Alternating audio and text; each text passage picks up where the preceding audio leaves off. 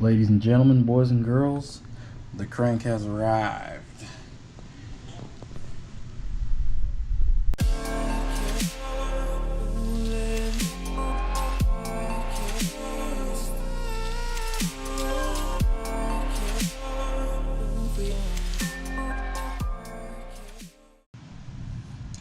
Alright, so after a few months, we finally got all our parts back.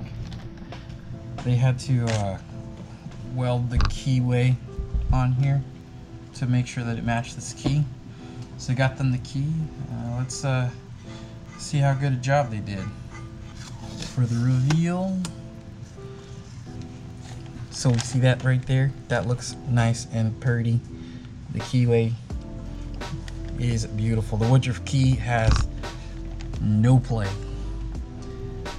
That is nice. I wish I had a photo of it before, but that is well done. I appreciate that right there. Did a great job. All right, let's get to assembly here. All right, real quick parts rundown. I'll show you what we're working with. So of course, you know, we had to get the ATI super damper, like all the cool kids. Super Tech pistons, as well as the manly rods. We've got them already mounted up because the machine shop balanced everything. We've got our weight on there too. But when we do assembly, they gap the rings perfectly from our turbo application. And we've got the ARP studs, of course. ACL Performance Race Bearings and Main Bearings. All the bearings are ACL, all the ones that matter, right? We've got our ARP studs for the main and for the head. We've got, you know, everything you need when you're building big boosts. There's the part numbers in case y'all want to look at some of those. Look those up. Yep. Yep. Got them. All right. We've continued to follow the legends, and we got ourselves a Boundary Engineering pump here. All beautifully wrapped in its goodness. We had to get some of our OEM thrust washers from the dealership. We got some other random doodads, some shop towels, and we also got a standard rebuild kit from who are those people? Standard rebuild kit from how's their name? We got a standard rebuild kit from Rock Auto. Rock Auto hooked us up with all the basic washers, everything in between. The Boundary pump comes with this nice little bit of documentation. You can see here a nice in-depth guide on the clearances between everything. This one has one shim. Kind of, I guess it had to, and then they put one. Real nice. We've got our AC delete belt. You guys can take a look at that number there. I got this on Amazon. It's probably like $8 or something like that. We got our Cometic head gasket with the standard size. I did not check the oil ports on this one. Yeah, we'll have to see how that goes a little later when we're putting that together.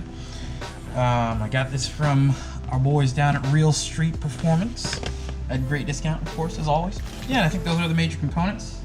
We did an AC delete in the car, so there's no AC at all. We've got the stock radiator in there still. We might upgrade that a little later. But yeah, and everything else is pretty stock. Okay, so we're gonna start this like we start every good build. We're gonna do a nice deep clean with bolt loads brake clean. Rule of thumb, clean everything. Then we'll start measuring using our Plasti-gauge.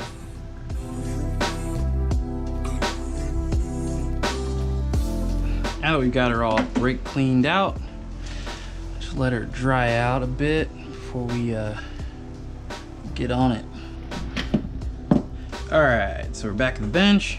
We've got this thing, it's okay clean. What we can do is we can go ahead and start our Plasti-gauge checking to make sure that we're good. So let's go ahead and take our block here and unsheath it. Get our main caps off and get our bearings on. So we got a nifty new tool here.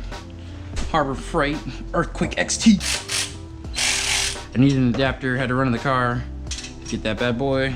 Regular adapter. Yo, chill, bro. Let's get these off. Other way.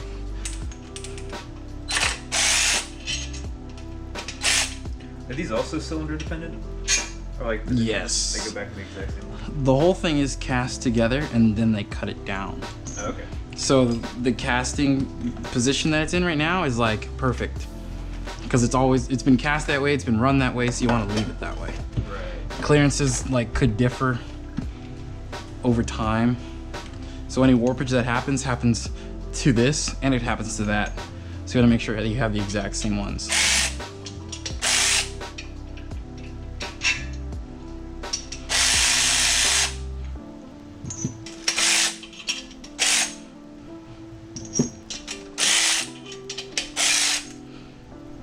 All right, so we got all of our main caps off and we left them in their designated order.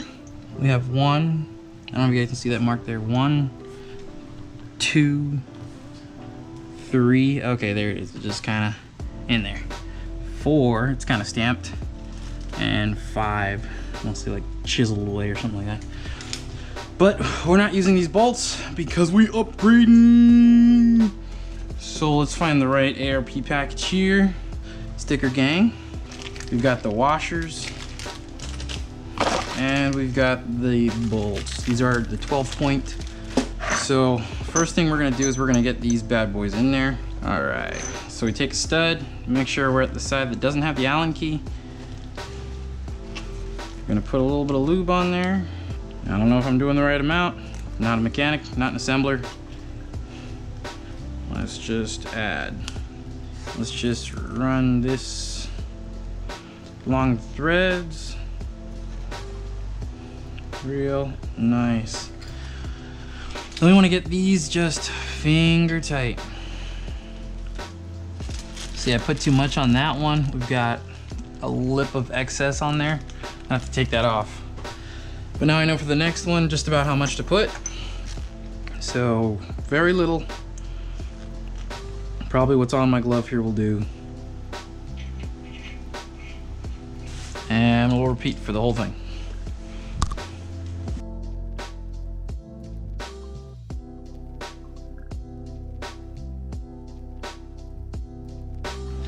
All right, so we've got all our studs in here lined up real pretty.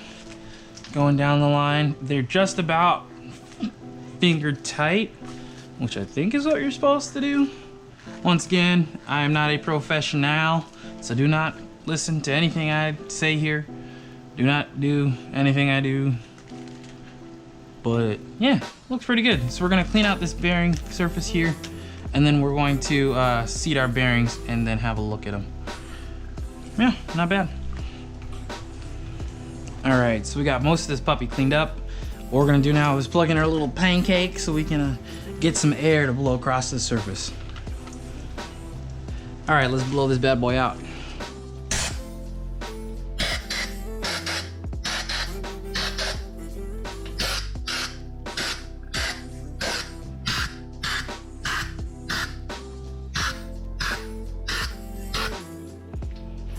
Cool. So now we're ready to put our bearings in place. These are the bearings we're looking for.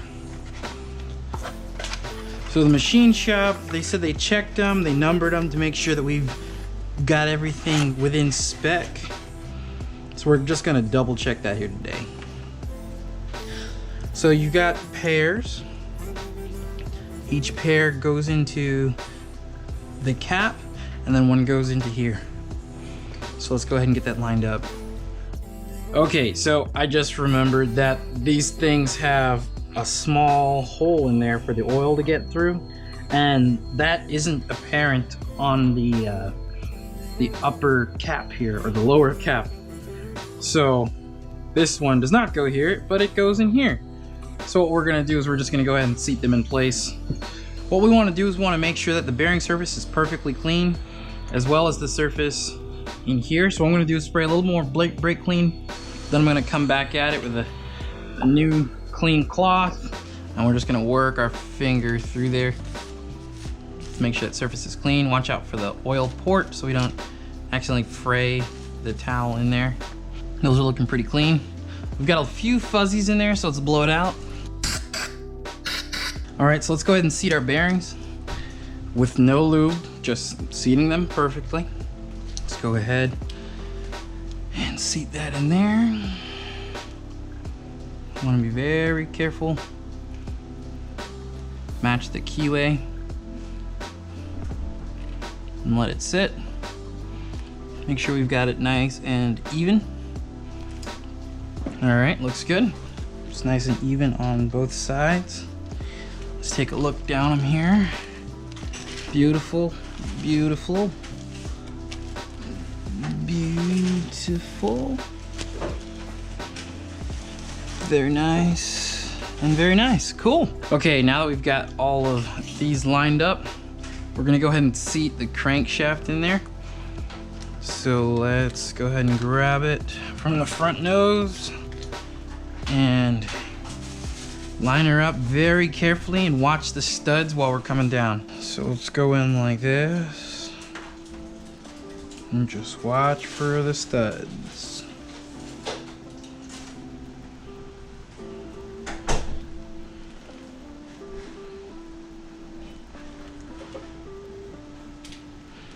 Purty. All right, let's get our Plasti-gauge hooked up so we can lay it down on our journals here. Plastic. So let's go ahead and pull out our Plasti-gauge here. We're just gonna pull out a little bit. So what does this tell you? So this will tell us the clearance in between our bearing and our metal surface. What we're gonna do is we're gonna cut off a little piece and we're gonna slap it right there. We're gonna clamp it on, we're gonna torque it to spec on all of them, and then we're gonna see exactly where our clearances are once we lift it off, and then line this up to measure it. So let's cut this a little bit. And we're gonna put it right, oh damn. That's in a rough spot. So it, like, has a little surface tension. Or you just lay it there. So you want to get it right in the middle. You also want to make sure it doesn't slide down. All right, so we got our Plasti-gauge set. Let's get our caps on. First, let's get our gloves on. So Is this like a smaller is better type thing? this is there's a range that we're gonna look up. But first, we're gonna get these seated. There's a little notch right there. So what we're gonna do is we're gonna get our rubber mallet and we're just gonna tap it. So then we've got our washers here. We're gonna place our washers on top of our ARP main studs. All right, then we need our nuts. So we're gonna start by getting these finger tight. All right, so I'm just gonna run this down without torque on my ratchet here, just to get them down.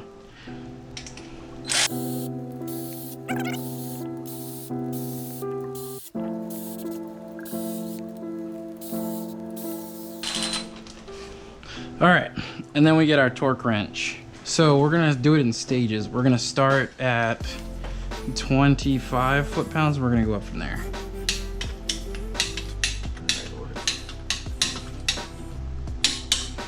Okay. Nice. And we take it all the way off, and look how much our Plasti-gauge has stretched. Let's see if we can get her off. Now during this process, the crank cannot spin at all. See, and this right here is exactly what we don't want. You see how the rod is spinning? The bottom part was not threaded enough. So now what I'm gonna have to do is take an Allen key,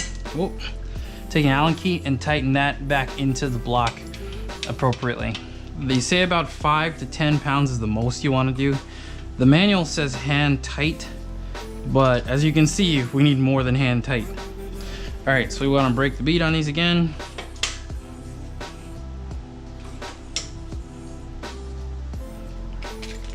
All right, we can have a look and see how this first one fared here. It's a little thin. So we are right at 15 thou. Between. You want to go to the thickest part. Probably 15 thou. It's about 15 thou on the first one. Not bad. Maybe like 16 or something. To the best of our approximation. Doesn't go between 20 and 15, so. Okay, let's get in there a little bit.